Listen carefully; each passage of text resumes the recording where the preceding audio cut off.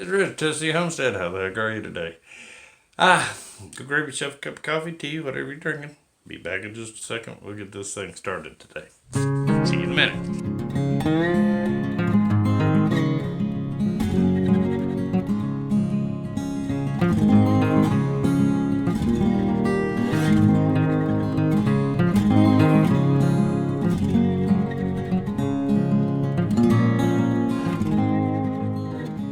Alrighty, we're back. How the heck are you?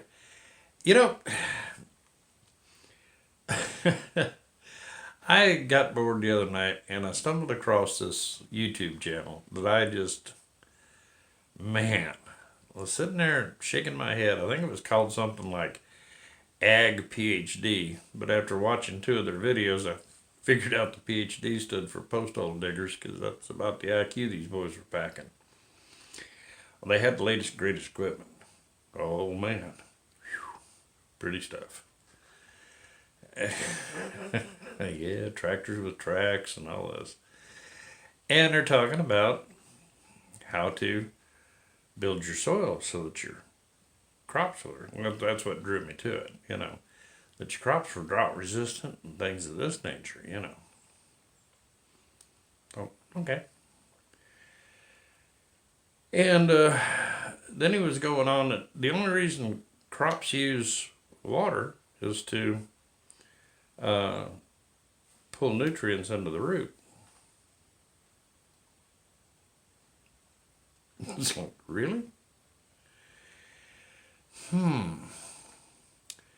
Now, what I was taught, and quite a few other people were taught, that plants actually, as they open up to suck in carbon dioxide, they release out of that little pore that they're getting ready to pull that into, they release moisture. So it sounds like that plant uses that water for a little more than just to feed the root. And if you have a good fungal life inside there, you can actually see that little fungus. It's grown inside that root. Comes on out. Okay? They are symbiotic. They become part of the plant.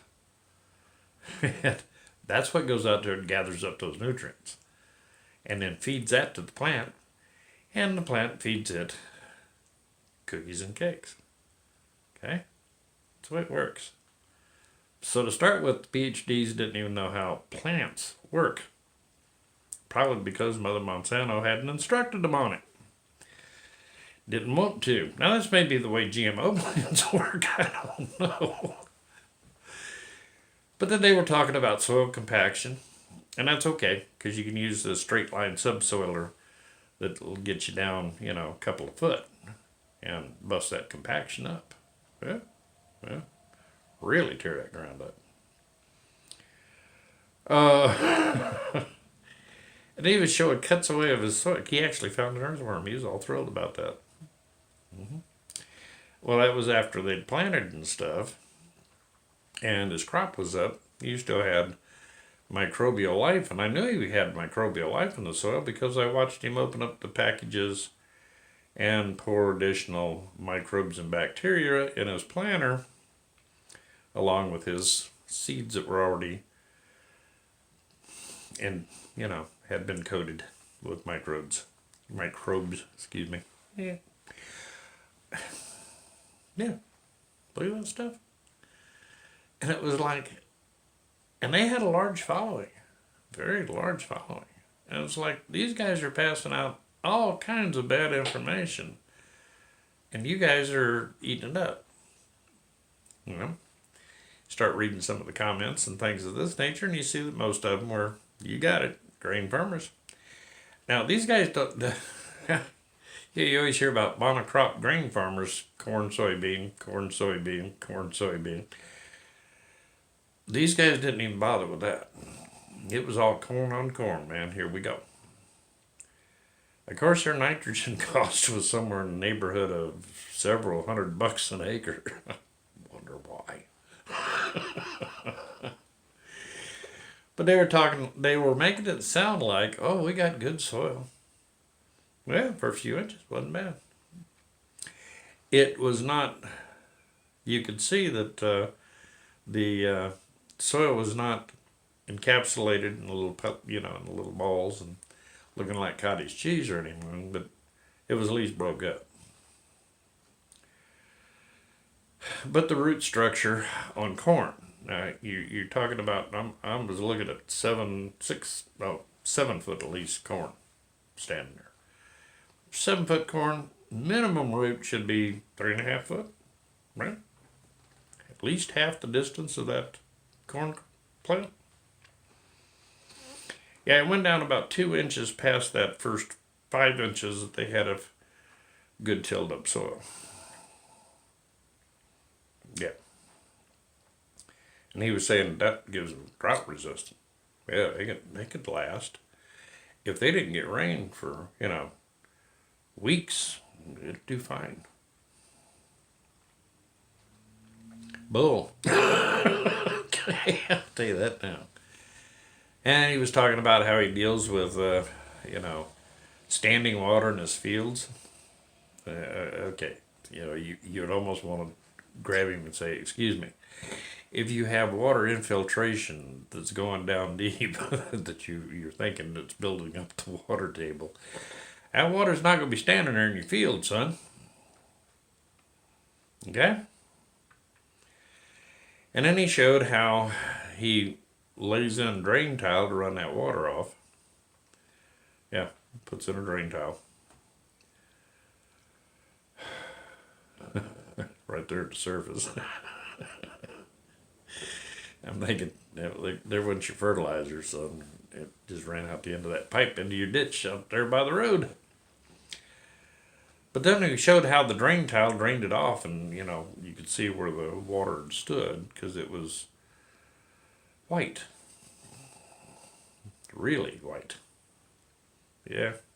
Salt does that when it dries out after it's been in water, because that's what you're putting in your land there, son. That's what most chemical fertilizers are based upon. They're a salt base. Son of a gun. But yeah, these two guys, ag PhD, yeah, a couple of postal diggers, all right. But they did a cutaway, and they were showing their root structure, and they were bragging about it. Look at that. And I'm looking at all this compacted soil started at about 6 inches. You can get maybe a shovel down in there, and now it pass out. You're into the solidly packed stuff. That was okay. And corn on corn, and he had all the fancy tools for, digging down deep, man, really turning that over. It was like, where these guys are getting this kind of stuff from, and that's from Monsanto and their boys. This is the way you do it, man. But I got so tickled when he kept talking about the microbial life in his soil and actually showed a worm. He was really thrilled about that worm. A worm. Yeah.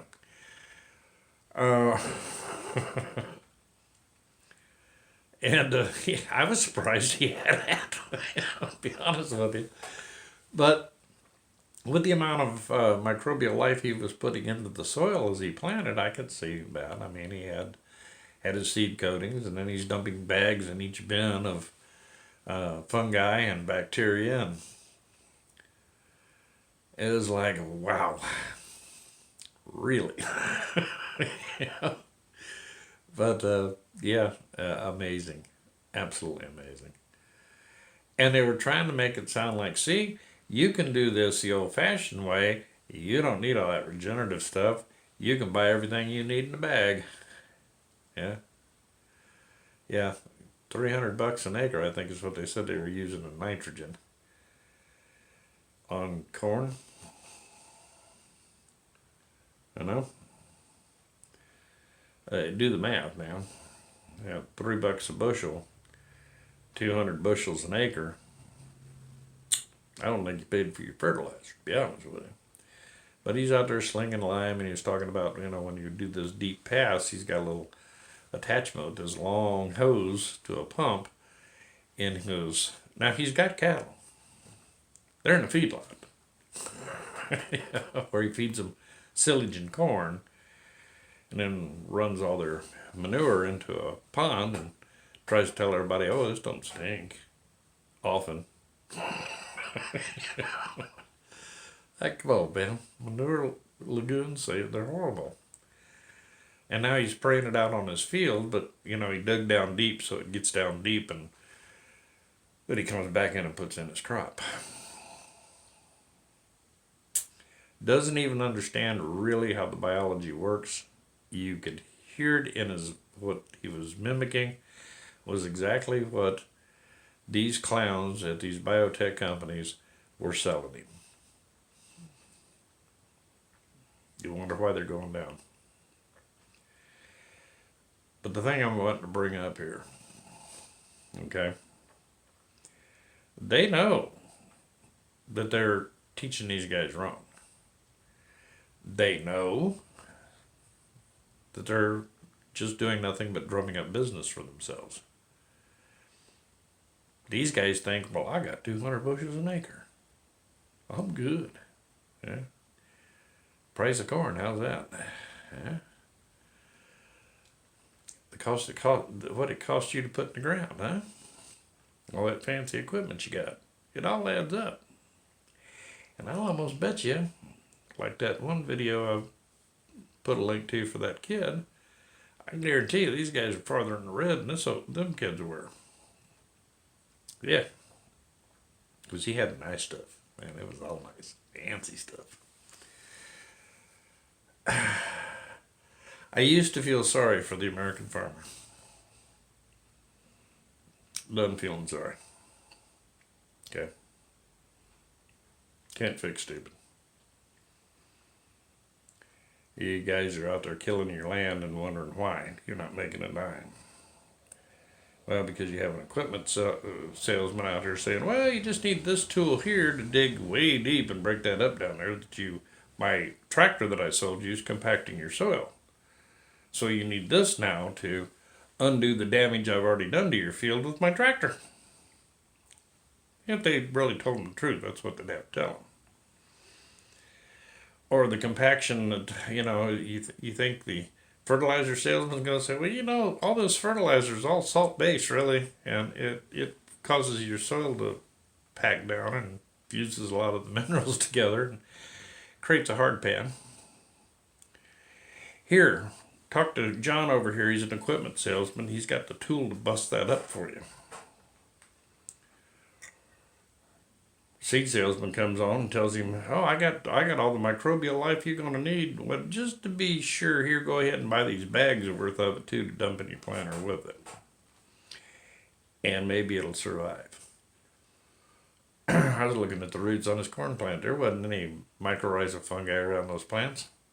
None. It had probably already been killed. But they're trying to tell him, oh, yeah, this is just like being regenerative. And with 5 inches worth of soil. And it really wasn't soil. It was just darker dirt. That was it. I mean, that was it. Man. So I guess that's where I'm at with it. I used to feel sorry for him. I don't anymore. Matter of fact, the world's going to be fine without him. Matter of fact, that land sitting idle is going to be far better than what they're doing to it today. It is horrible what they're doing.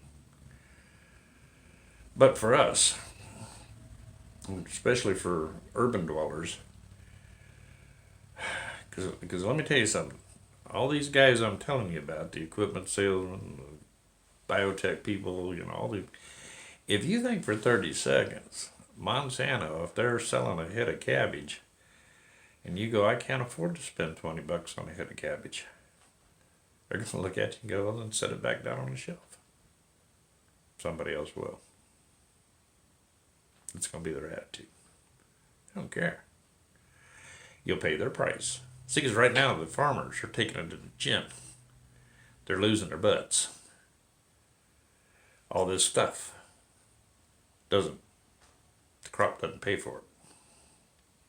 They're losing their tushes. When they're gone, and these guys step in and become your food source, they didn't care about the farmer. You think they're going to care about you? No. That's our price. We got to make money here. There ain't going to be no guy in the middle now losing his shirt. It's going to be between you and them. And them don't care, okay? Just telling you, them don't care. You see how this is going to work for you? Wake up, folks. You know, if you're not homesteading, you better get there. It's not good. And I was simply amazed to listen to these guys. But that's how the American farmer got led down this primrose path. They kept telling him, no, this is the way you do it. Look what we're doing. Okay? Probably gets big discounts on his fertilizers. But those guys don't. It's bad. I don't know how much longer they're going to hang in there. I honestly don't. Like I said, planet Earth may be better off without them. But I did get a kick out of it. One of the things that they had going on there was the weed of the week and how to kill it. Yeah, I thought that was pretty good. There was another fella, and God love him. You know, he started in regenerative agriculture, and his cows got friendlier. Yeah, got friendlier. Used to be, he said, when he went out in the pastures, which I'm sure he wasn't managing his pastures, so they just kind of roamed wherever they wanted to roam, his cows would run away from him. Can you believe that? Run away from him. He'd walk out there. Son of a gun. But now, since he started managing the pasture, which means a couple of things, he's out in the pasture with the cattle more. Okay, at least once a day. He said, oh, they group together at the gate, they're ready to go. He can pet them and whatever, and they just, you know, okay, cool, open that gate, we're hungry. But he was amazed. You know, he thought it had something to do with the grazing. It was like, oh, man. Agriculture makes you scratch your head at times of what are you thinking? I mean, you walk up on a stray dog, it'll probably run from you if it's got room to run. Okay, because it doesn't know you. You know, cattle are like dogs. They're very friendly once they know you. When they don't know you, they're real nervous about you. But yeah, all of a sudden got friendly. But like I said, here's the sad part. If they lose that American farmer, that grain farmer, as those begin to go down and these big companies begin to grab up farms and start industrial farming, real industrial farming, guys in control rooms running a little remote control tractor kind of farming, you will pay the price. Or you won't eat. And if you think Monsanto and these kind of clones care, not in your life. If you haven't got the money to meet their price, they don't give a hoot if you starve to death. Really don't. Think the government's going to stand up against them? Nope, they're not. Why? Because they're bought and paid for. Okay, they're just little minions out there doing as they're told. No matter what they tell you, because that's what their job is. Tell you stories. Keep you entertained. It's time to wake up, folks. It's time to wake up. And I've sat and listened to some of these gun things going on. You know, they're trying this in several states right now. Indiana's even popped up. Kentucky's popped up. Wonder why they're trying so hard to get stringent gun controls in place. Guess they don't want you holding up the grocery stores. I don't know. get to homesteading, folks, or at least get to gardening. Get yourself together here. It's gonna get tough, and I got the funny feeling it's not gonna be that far off. So look out for your family.